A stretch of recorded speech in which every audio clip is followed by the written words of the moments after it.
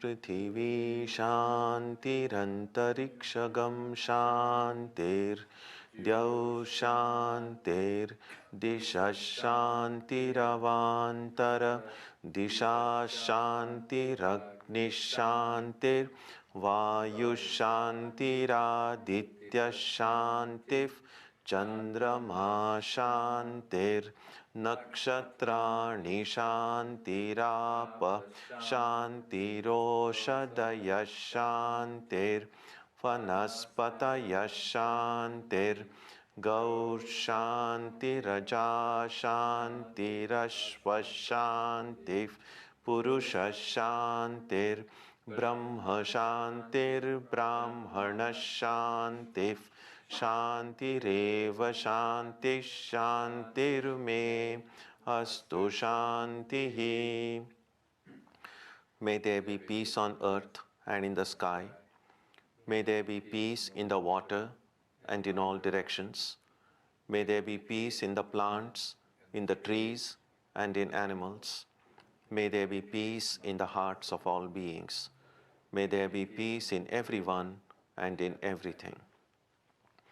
Sarvetra sukhinas santu, sarve santu niramayaha, sarve bhadrani pashyantu, ma kaschit dukkha bhag bhavet, sarvastaratu durgani, sarvo bhadrani pashyatu, sarvas sadbuddhimapnotu, sarvas sarvatra nandatu. May all be happy and healthy. May all see what is good, and may no one experience misery.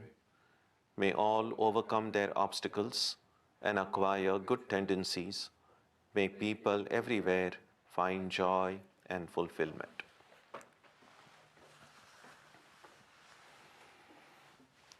Let us now spend some time touching the center of peace and joy in our hearts.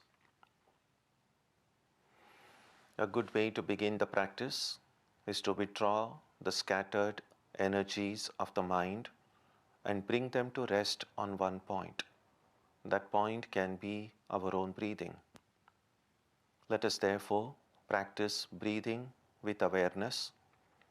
As we breathe in, let us visualize that our body and mind are being filled with love, strength, and compassion. And as we breathe out, let us release all the stress, anxiety, and exhaustion in the body and mind. Let us practice this way for a while.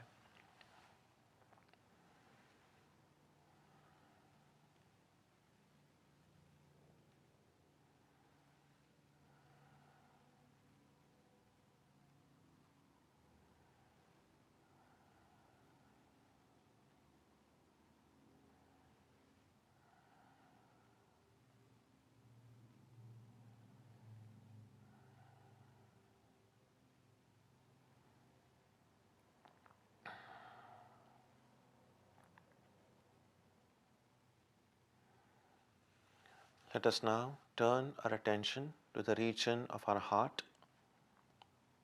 Although God is present everywhere and in everyone, the divine presence can be felt most clearly in our hearts. We can meditate in any way we have been taught.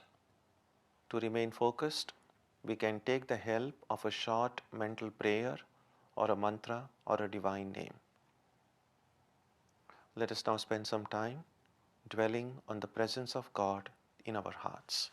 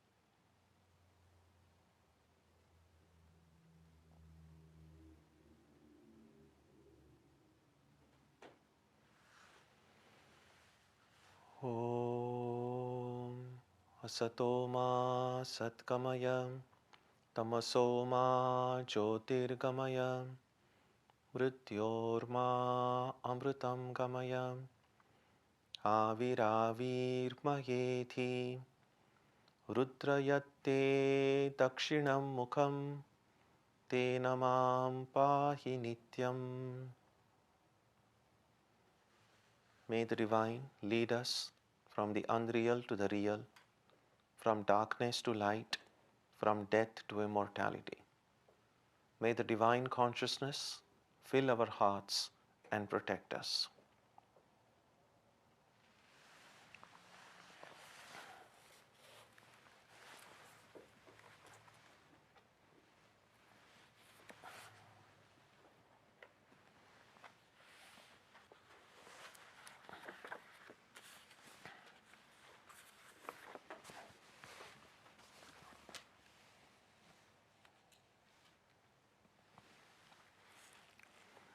We stopped last week at the question that Arjuna had asked Krishna.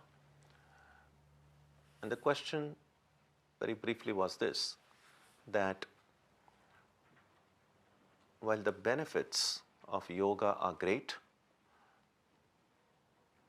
to acquire the state of mind which is fit for yoga practice is not easy. Because the mind is, as he says in verse 34, the mind is restless, turbulent, strong, and obstinate. So we are aware of these qualities of the mind which make a quest for higher life challenging. Not impossible, but challenging. Because the mind is restless, the mind is turbulent, the mind is strong, oftentimes stronger than ourselves. So we want to do something, the mind wants to do something else. And the mind often wins more often than we do. And it's obstinate. So I don't think this needs too much explanation because it is something that we experience on a daily basis. And so Krishna now replies to this question of Arjuna, that Arjuna says, what you say makes sense, but the mind is the only instrument we have to attain that highest state, but the mind is problematic. And so now Krishna replies. So we begin today with verse 35. Please repeat after me. Shri Bhagavan Uvacha Asamshayam Mahabaho. Loudly and slowly. Asamshayam Mahabaho Mano Durnigraham Chalam Abhyase Natu Kaunteya Vairagyena cha grihate. The Blessed Lord said, undoubtedly, O mighty armed one, Arjuna, the mind is restless and hard to control.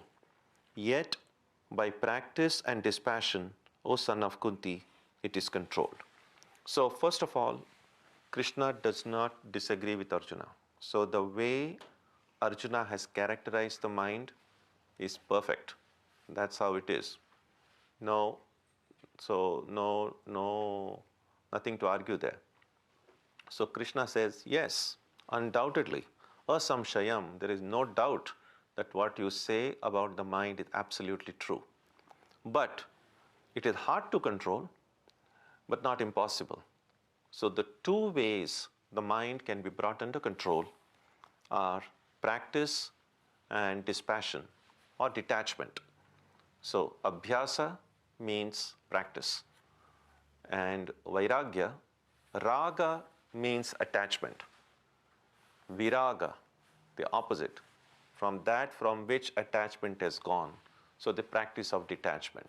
So through detachment and practice, the mind can be brought under control. So these are the two basic practices to bring our mind under control. And then Krishna will then, as you can see in later verses, will elaborate on what this means. Verse 36. Asanyatatmana yogo dushprapa iti me matihi vashyatmana tu yatata shakyo vaptumupayataha. For one whose mind is not controlled, I consider yoga is hard to attain. But it is attainable by one whose mind is under control and who strives through the prescribed means. And the prescribed means are practice and detachment. So, if we want to be yogis, and by yoga, we have had an elaborate discussion about yoga. It's not about just the physical postures. By yoga is meant any practice that will take us nearer to the highest truth or nearer to God. So if we, and every spiritual seeker therefore, whether or not you call it by that name, is really striving to be a yogi. So a perfected yogi and an enlightened being are one and the same thing. So that highest stage gets described in any number of ways. You can say this person has attained God realization or self-realization, or has the knowledge of Brahman, has become enlightened, has become Buddha, has become a perfected yogi. It may sound like I'm just speaking about many different things, but it all really means this person has solved the existential problem connected with human existence and has broken through all barriers, has transcended all the physical, mental, intellectual, and all the problems which beset us at present. All those problems are transcended. And this person is in a state of complete freedom, bliss, joy, and fulfillment. And that state gets expressed in any number of ways. So when someone says you have become a perfect yogi, or you have become now enlightened, spiritually enlightened, we're just using different terms to denote a same state of attainment. So Krishna says, yes, for a person whose mind is not controlled, yoga cannot be attained. Such a person cannot be enlightened. So if we want to attain the fruit of spiritual realization, if we are spiritual seekers, well, what does spiritual seeker mean? We seek the highest spirituality, then the major practice is really first bringing the control over the mind. Swami Vivekananda once famously said, if I had to begin my education all over again, I wouldn't read any books at all. He said, I would spend the first part of my training in just controlling the mind. Once the mind comes under control, then I can just put it wherever I want. I'm interested in chemistry. Now the mind is fully under my control. I can put my whole mind into chemistry and just understand everything. If I'm interested in plumbing, I can put my whole mind and pick it. So mind is a powerhouse, a focused mind. A scattered mind is really, well, we know what a scattered mind is. But once the mind is focused, we will be amazed by how much power it has, but what things it can achieve. The things might almost seem miraculous. And there is no miracle. It's just the power of the untapped potential of the mind. When it's tapped, the person can do such amazing things that others might almost look at it as a miracle. So that's the idea. So then Arjuna asked his follow-up question, verse 37. Ayati shraddhayo peto yogat chalita manasaha Aprapya yoga samsiddhim kam gatim Krishna gacchati. Arjuna asked, he who, though endowed with faith, strives not, and whose mind wanders from yoga, failing to attain the fruition of yoga, what goal, O Krishna, does a person attain? So Krishna has pointed out the basic practice and detachment. He has said that unless the mind is under control, you cannot attain to yoga. So Arjuna's follow-up question is, what happens when a person begins the practice and drops out after a while, strives not. So after some time says, oh, I don't have time, it doesn't work for me. So that we stop striving, and whose mind wanders from yoga. Now you can see both of these things occur when the two basic practices become diluted, so to speak. For instance, when we stop practicing regularly, that's when we say, well, I have stopped striving. That's when we feel, oh, this doesn't interest me anymore. This doesn't seem to me it's getting me anywhere, or I don't have time for it, or I can do it later on. What's the hurry? Whole life is there ahead of me. All these thoughts come when I'm taking a detour from practice. Because practice means just do it, keep on doing it. Doesn't matter if you feel it's boring, doesn't matter if your mind keeps on telling you, no. That's the whole point. If there is always people to encourage you to do something and you do it, that's easy to do. But you may not always find a support group around you always trying to push you. Then you must be able to inspire yourself. Because it's wonderful. If you have an external support who tries to encourage you, that's great. But to be dependent on an external support makes us handicapped, because there could be occasions in life when the external support may not be available for one reason or another. So do we want to entrust our own future to this external circumstance over which we have no control? And therefore, we need to keep on striving. We need to keep on practicing. We need to inspire ourselves. It's great to get inspiration from outside sources, whether it's people, teachers, books, music. That's wonderful. But ultimately, I need to tap into my inner resources so that even when the external resources are not available or are withdrawn, I don't feel helpless.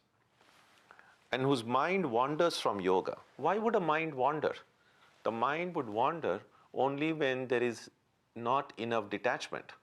I mean, why is it when we say, I find it difficult to concentrate during meditation?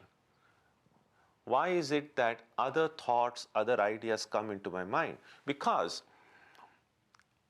the fact that I'm sitting down to meditate means I have some attachment toward the spiritual goal. Otherwise, why would I take the trouble to meditate? So when I sit down to pray and meditate, I have some attachment to the spiritual goal, no doubt about it.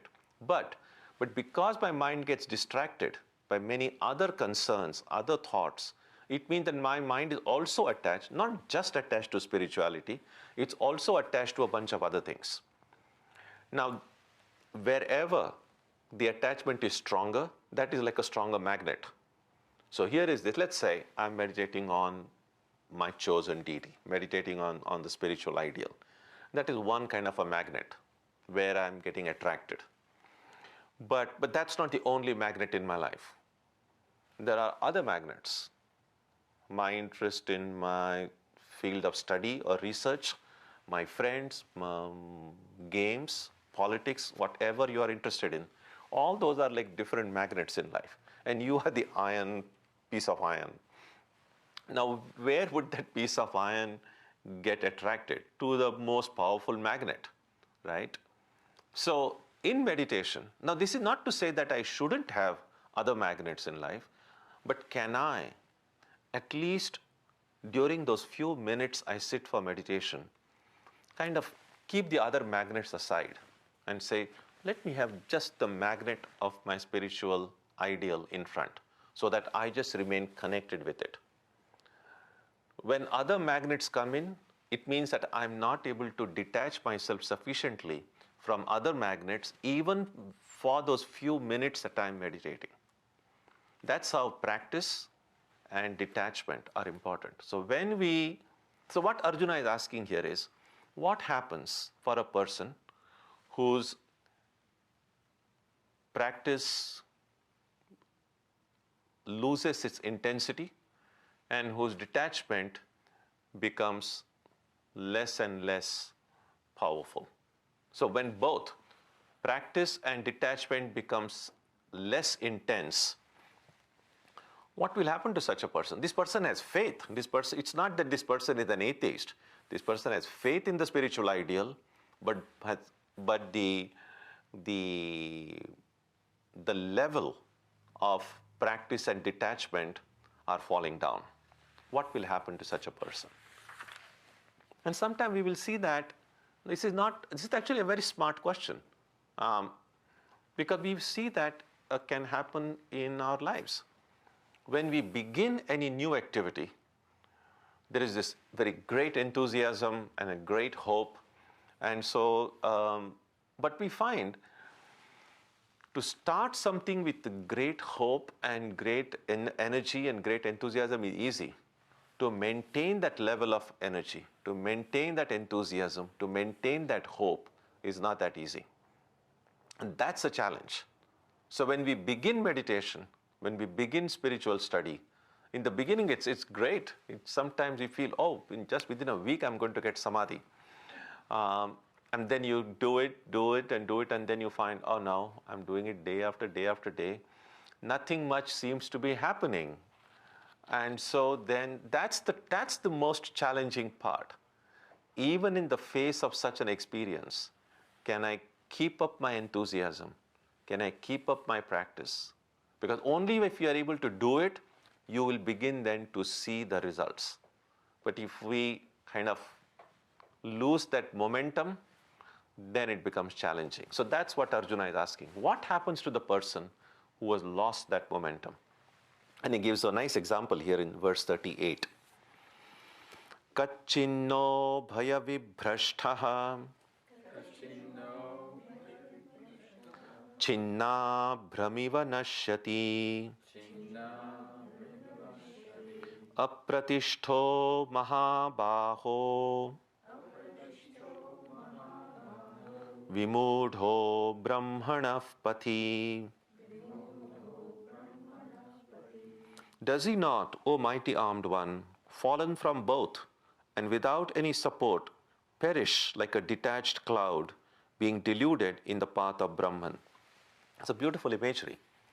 Sometimes you will see, especially when you're flying and you're about to land. So first you are above the clouds, and then as you're landing, your plane passes through the clouds and then come underneath. Now, when you're above, you will see that sometimes there are these thick cloud covers, and sometimes you'll find some stray small pieces of cloud here and there. And so those portions of the cloud which are kind of clustered together, which is like a one big thick mass, they have much greater stability than these tiny portions of the cloud which kind of detach itself from this big one, and then they just kind of get dispersed. So that's what Arjuna is asking. That here is this person, yogi, who began practicing with great faith, then the momentum was lost. The practice fell down, the detachment wasn't maintained. So this person is just a loser. And he has lost really both, because this person was pursuing a spiritual path.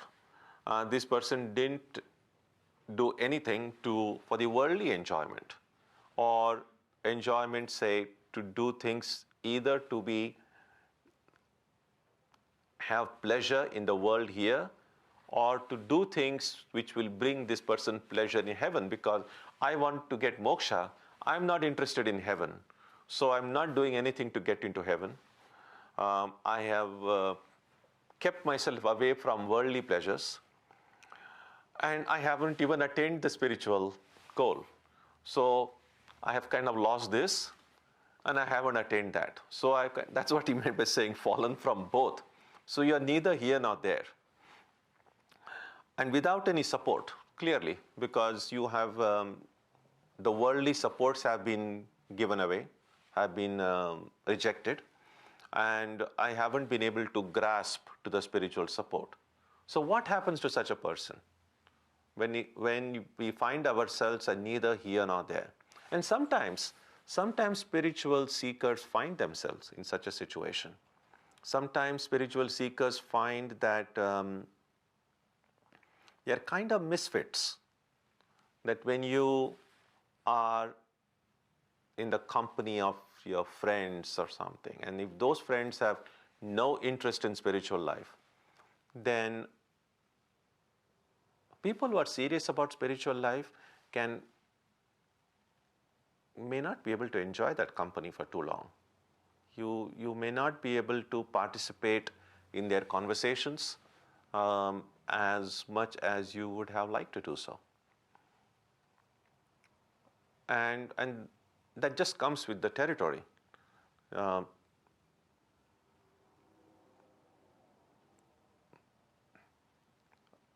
sometime you will see, it can happen. When you say, if you meet your childhood friends after many years, and it can be really difficult sometimes. If, say, you have now become a very sincere spiritual seeker, that the Gita, the Upanishads, or God, or meditation, or prayer are very important to you, and the friends that you had in childhood, they are great friends, you love them, they are wonderful people. It's not that they are bad or anything, they are great, but they're just not interested in all this. And then you meet them after many years. Actually, I'm just describing it so vividly because this is something that happened to me. I met some of my high school friends after many years, and it was great. I was so happy to meet them all. Many of them I was meeting after 30, 40 years. But it was also not easy, because after a little while, I found that I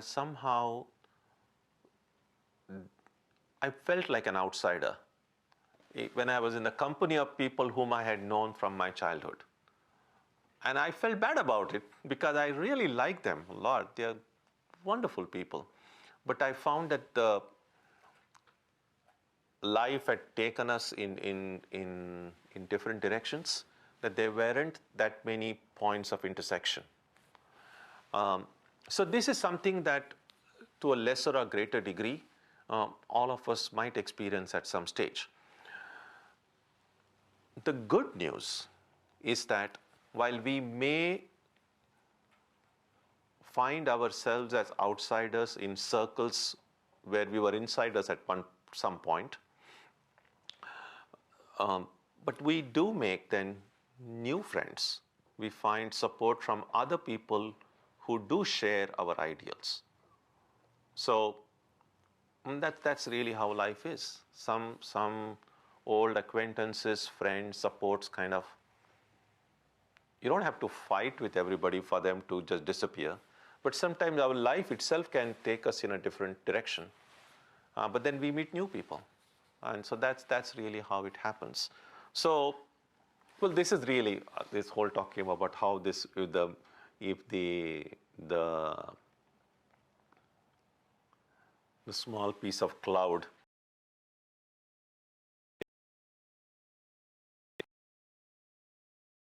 Arjuna asks, and verse 39. Etanme samshayam Krishna chetumarhasya sheshataha Twadanyaf samshayasya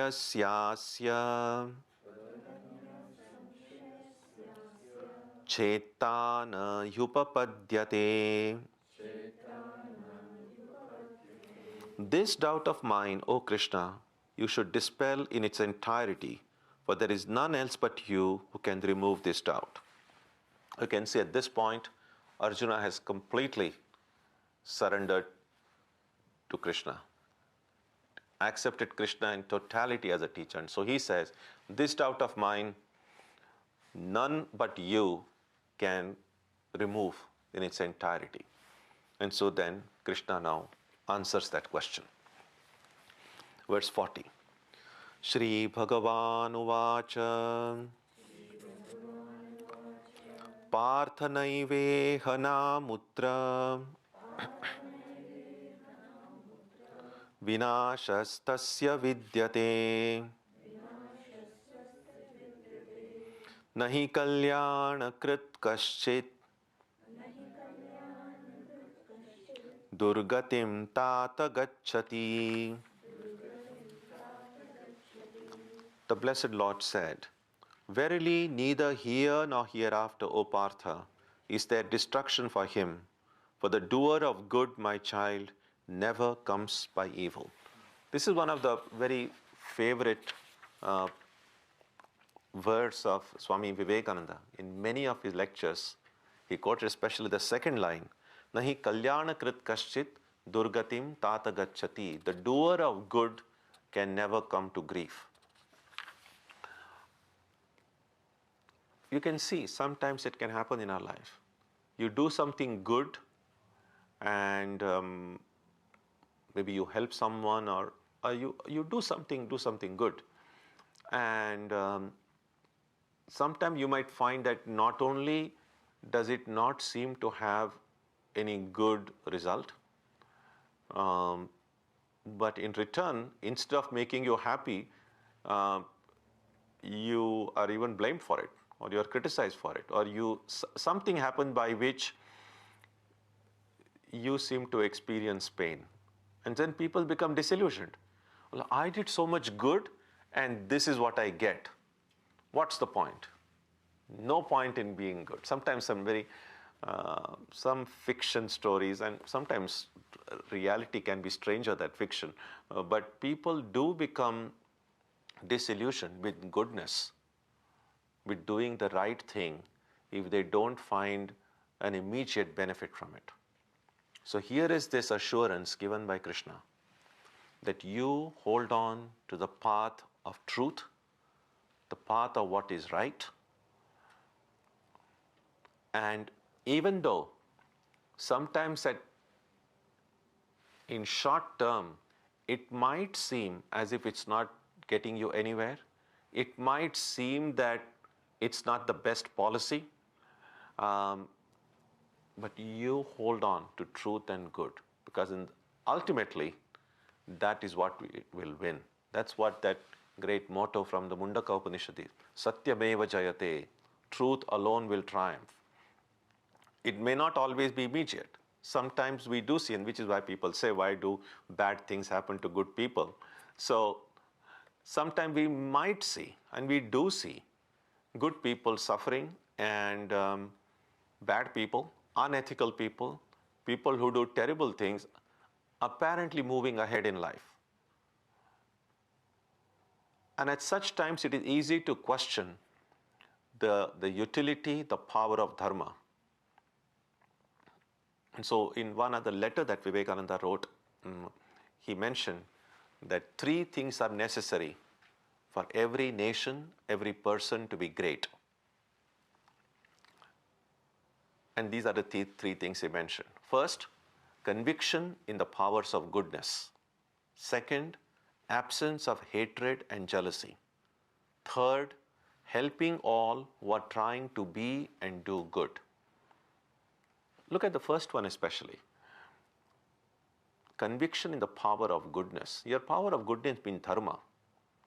Conviction, are we truly convinced in the power of doing right and good? Because if we are convinced in the power of it, nothing will make us question it. Nothing will create this disillusionment with dharma. That is the idea.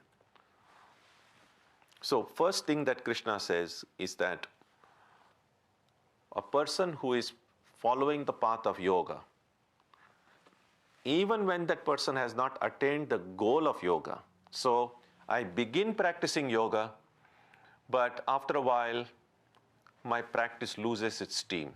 After a while my detachment is not strong enough.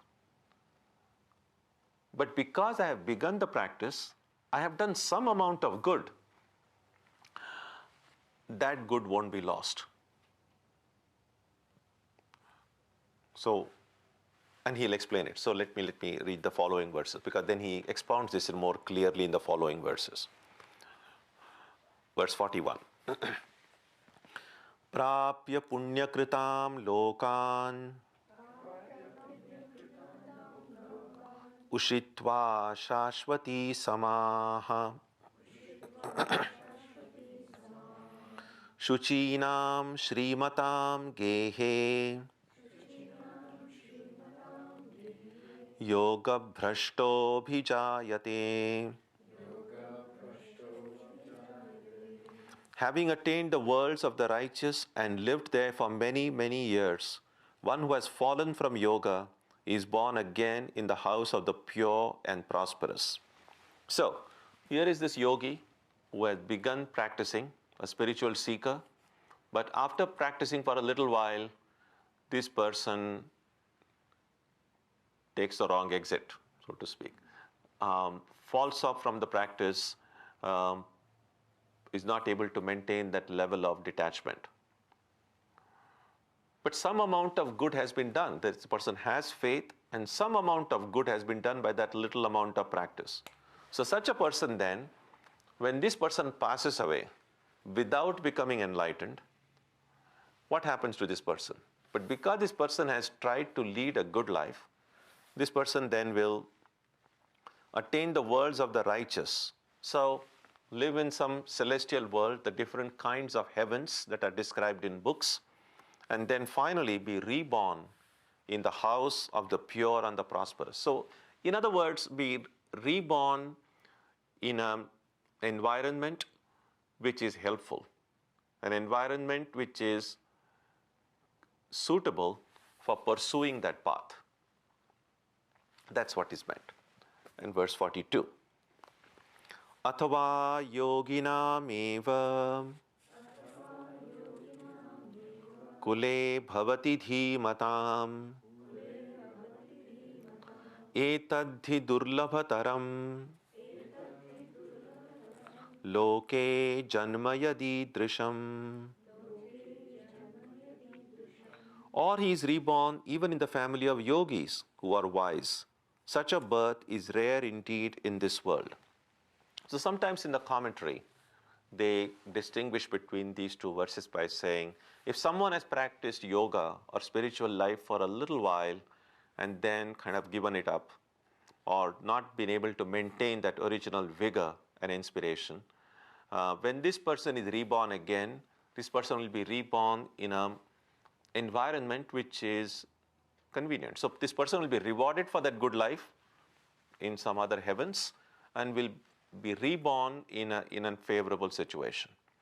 But if someone has practiced spiritual life for a longer period, has been able to maintain that practice and detachment for a longer period, and after that has not been able to maintain the practice, so someone who is a little bit more advanced, when such a person passes away without having attained the goal, such a person then is born into the family of yogis themselves. In other words, in an environment which is even more conducive to continuing one's spiritual path.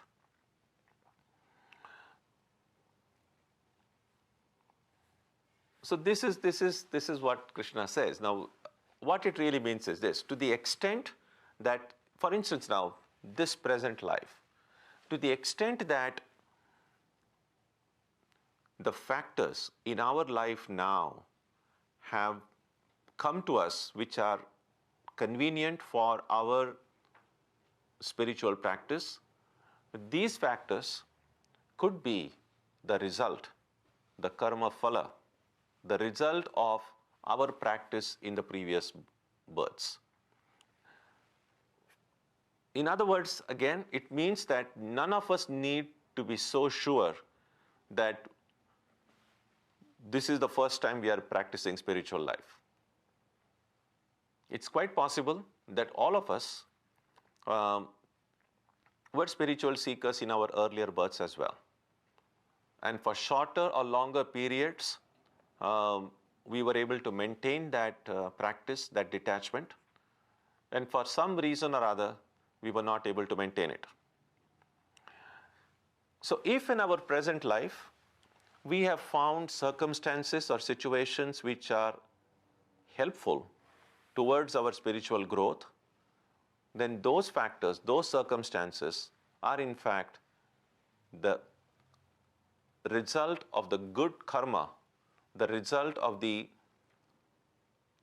spiritual seeking that I have done in my earlier births, which is why then I am able to now continue my spiritual journey from where I left off.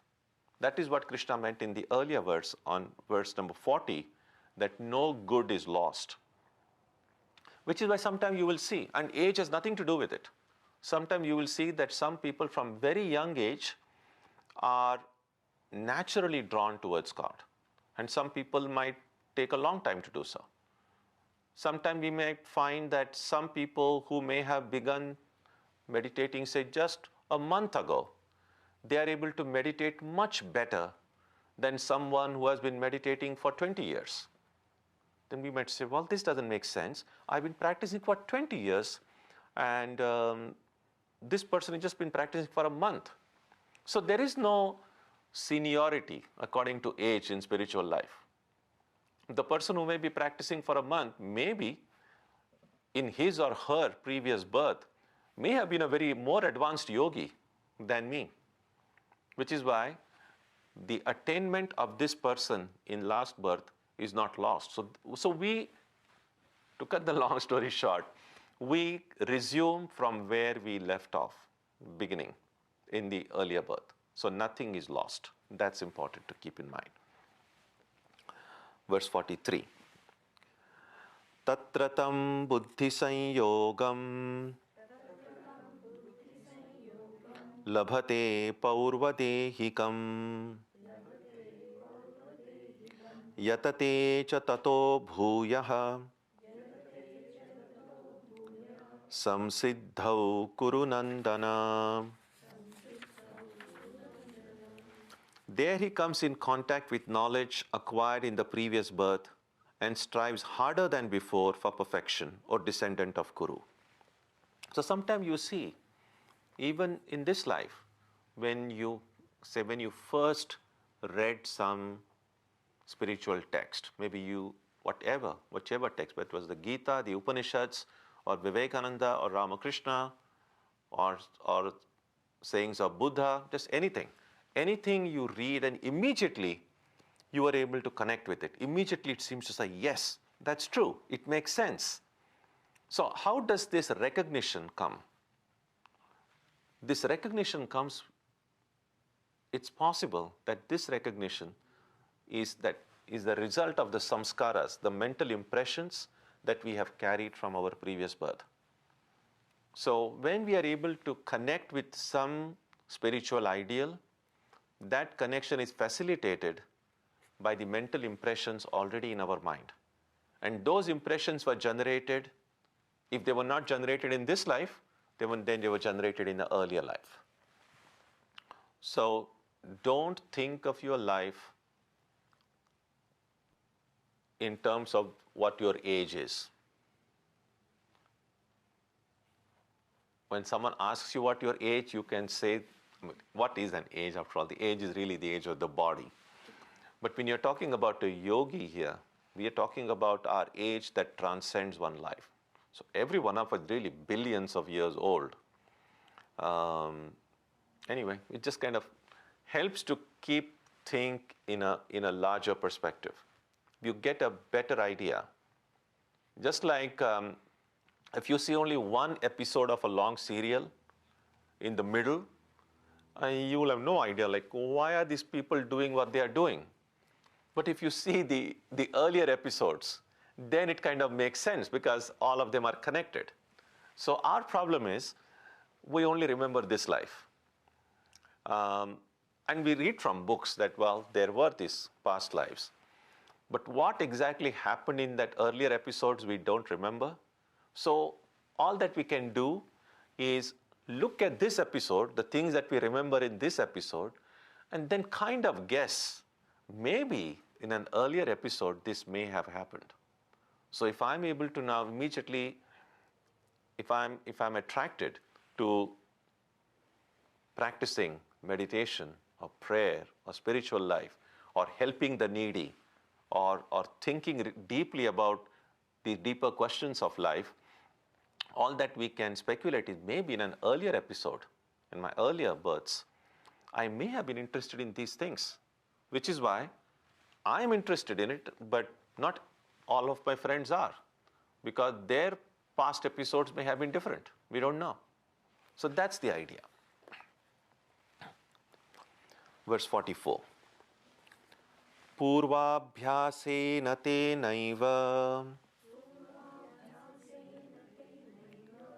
riyate yavashopi saha jidnyasurapi yogasya shabda brahmati vartate. By that very previous practice, he is irresistibly carried away. Even a mere inquirer after yoga transcends the Vedas. So that's what it is. When you say irresistibly carried away, really means that you don't have to so much, when the samskaras are there, the samskaras itself will pull you toward it. It's like if you love mangoes. If you love mangoes and then you see a mango, it doesn't need too much persuasion to say, should I eat it or not? You're automatically carried towards it. Your samskaras will automatically say, just go for it. So similarly, when you read some of these spiritual texts, and you're automatically attracted to it, it's because those samskaras exist in the mind. And if those samskaras were not generated in this life, they were generated in a previous life. So what in the second line is important, even a mere inquirer after yoga transcends the Vedas. By transcending the Vedas is really meant one who attains even higher results than just doing the works done out of desire. So the spiritual life gives greater or more lasting results than just doing good. So there are two ways of doing good. One is doing good and seeking the results of that good. The results could be recognition in this life. Of course, if you do good, people are going to say, oh, how wonderful you are. You are such a nice person. And sometimes you might get some social recognition. And religious people will say, well, social recognition, well, it will only last as long as I live. I want to get the benefit of it even after I die. And then, of course, then the religions of the world tell us, well, you'll go to heaven. If you do good things, you will enjoy in heaven. So I can do a lot of good either for some gain in this life or some gain in heaven. But I can also do a lot of good without seeking any of this. If I do a lot of good without seeking any of this, in a sense, you're practicing detachment. Detachment from the results of that goodness. Then you attain the highest. So even a mere inquirer after yoga means even if I've just begun the yoga practice, that's already a good step. Eventually, I will be able to reach the highest even for that. So it's an encouragement from us, for us, that we don't have to think, oh, what's the point? I'm just a beginner. What's the point in doing it? What Krishna is saying is, even if you're a beginner, you can attain to the highest. And of course, if you are more than a beginner, if you're already pursuing this path with regular practice and detachment. Verse 45. Prayatnat yatamanastu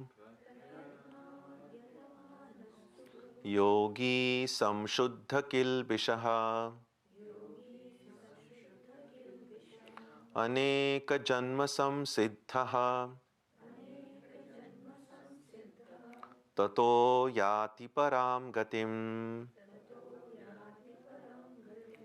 Verily, a yogi who practices assiduously, being purified of all sins, is perfected through many births and then attains the supreme goal. So that's the thing. Keeping up the practice. One of our Swamis used to say, I remember Swami Prabhavananda, he was in Southern California for many, many years. I read once that in his reminiscences of a devotee who said that once she went and said, Swami,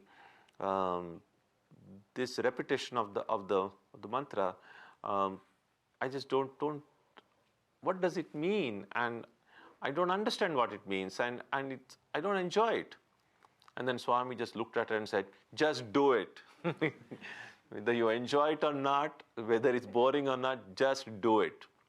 It's like this, Ramakrishna used to say, if you go out into the rain and stand, whether you do it willingly or unwillingly, you're going to get wet. So just do it, just do your practice. The mantra itself has such enormous power, so much power of purification, that all that you need to do is just do it. And it'll bring about whatever it brings about. It'll purify your heart. That's the idea. Verse 46. Tapasvibhyo dhiko yogi jnanibhyopi matodhikaha karmibhyaschadhiko yogi tasmat yogi bhavarjuna. The yogi is regarded as greater than ascetics, greater than even men of knowledge, and greater also than those devoted to work. Therefore, be a yogi. So here is this, and when Krishna says Arjuna be a yogi, through Arjuna, he is telling all of us. Every one of us who is studying the Gita, every one of us who is reading this verse, Krishna is telling us, be a yogi. That's how, when we read this verse, we have to translate it in our mind. Krishna is speaking to me. He's not speaking to Arjuna. He is telling me that I must be a yogi. And he says, yogi is greater than merely ascetics. It's not just a question about self-mortification. It's not, because practicing yoga would need self-discipline. You need to be moderate in your habits of eating, resting, working. Everything has to be done in moderation. Now that needs discipline. Now, that is a kind of asceticism.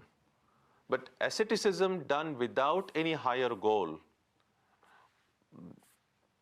then you are just an ascetic. You are not an ascetic with a spiritual goal.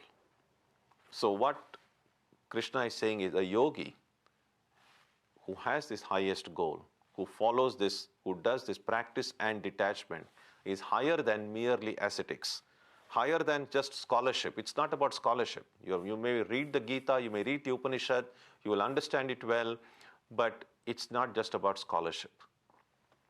And it's greater than also those devoted to work. Devoted to work means, again, those who workaholics, who may do good work. It's not about that necessarily they are doing something bad.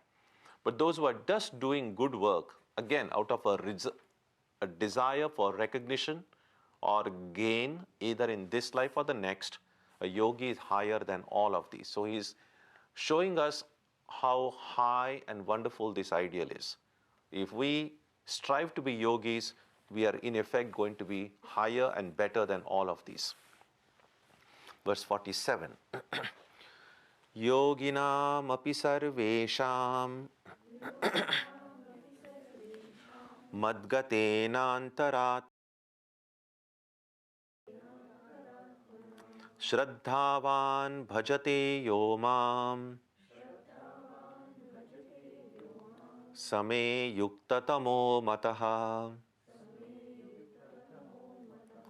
Of all yogis even, he who possessed of faith worships me with his mind absorbed in me is in my opinion the greatest. So again, so it's all a sliding scale. It's all a big spectrum. So then there are people who are not yogis. There are people who are yogis who practice for a while and drop off. There are people who are yogis for a long time and then drop off. Then there are yogis who are doing, and then there are yogis with great faith, Shraddhavan, possessed of immense Shraddha, and with complete surrender to that highest goal. Now, these, among the yogis, Krishna says, these are the one who are dearest to me. These I feel are the greatest. So we have to find where exactly we are in this sliding scale and strive as much as we can to belong to this category of what Krishna says is the highest yogi. Krishna does not say that these highest yogis kind of just dropped from heaven. It's kind of a special breed of human beings. Every one of us is potentially the highest yogi. Whether we are able to manifest that potential power within us is in our own hands. And that will depend on whether we can keep on doing the practice regularly and keep on detaching ourselves from everything that is not in our best self-interest. What Swami Vivekananda would say, detaching from everything that makes us weak. I think I like it so much. That it becomes so much easy to then make choices in life, take decisions in life. What shall I choose? How shall I decide? And simple thing is, if it is something that's going to make you strong, either physically, mentally, morally, emotionally, whichever, at whatever level, say yes. If it's going to make you weak, physically, mentally, morally, again, at whatever level, say no. That's the only thing. If I can do that, that's what Shraddha means. Holding on to it, and you need willpower here. Sometimes a part of my mind would say, the right thing here is to say yes, but the other part of my mind is going to say no, no, no, no. So, I mean, what do we mean by inner conflict? It's really a part of me saying yes, a part of me saying no. And that's where this tug of war occurs. And then whichever of this side is stronger, that side is going to win. And the inner stress that we all experience in life, because our mind has gotten divided. A part of my mind is attracted toward the spiritual ideal. A part of my mind is attracted toward other ideals. And we'll have to find a way to figure out, because we can't live perpetually with a mind which is fighting against itself. So, and that's what Krishna again and again in various ways will mention in the Gita. The mind must become our friend, not our enemy. So two things, practice, detachment. To the extent we are able to hold on to these basic practices, we will be yogis of the highest order. So it's all in our hands. It's not in some destiny. It's not in anything else. We get to shape and determine what kind of yogis we want to be. That's the message that comes to us from this concluding section of the 6th chapter. So you have any thoughts, ideas, questions?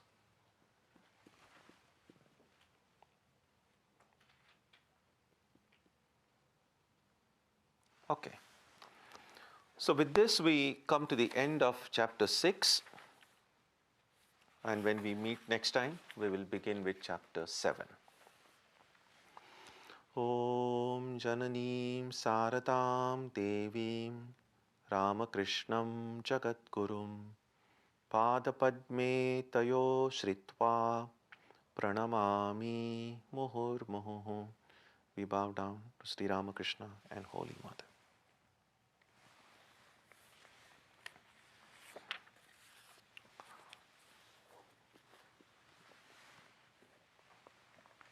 So the next time that we meet will be a fortnight from today. So since next Wednesday will be just a day before Thanksgiving, and you all will be busy preparing a big Thanksgiving dinner, and so let's skip next week. And so we will have the next Gita class on December 3rd. So no Gita class next Wednesday.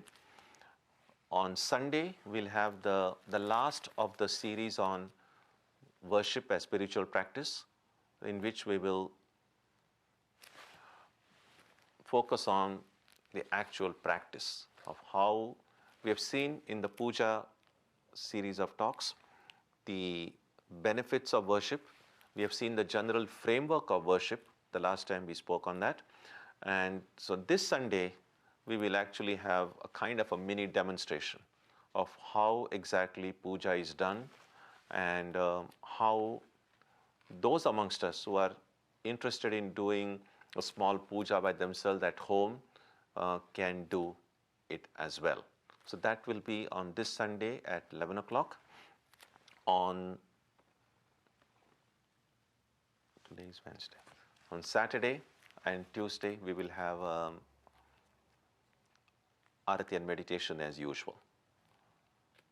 That's it. So we'll conclude with a prayer now on page 3 of your books.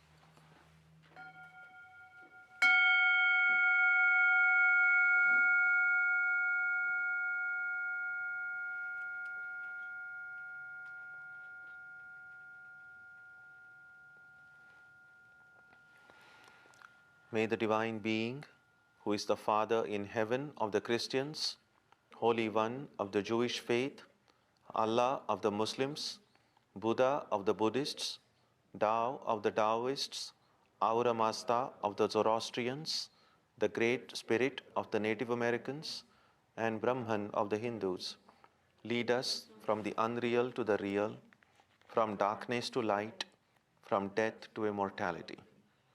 May we be granted strength, freedom, and clear understanding. May we learn to see God in our own hearts and in everyone around us. May God bless us all and fill our hearts with gratitude, grace, and love. Om Shanti Shanti Shanti. Peace, peace, peace be unto